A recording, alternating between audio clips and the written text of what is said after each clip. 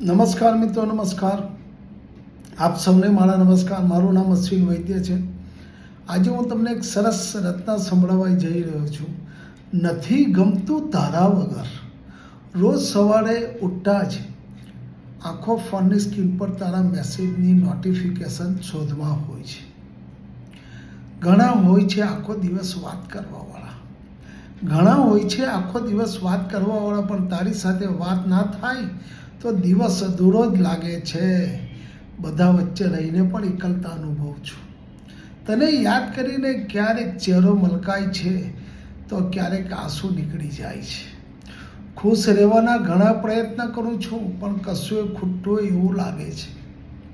બસ હવે તો એક જ પ્રાર્થના છે ભગવાનને, બસ હવે તો એક જ પ્રાર્થના છે ભગવાનને, હવે તો સાંભળી લે મારી પ્રાર્થના, હવે તો સાંભળી લે મારી પ્રાર્થના.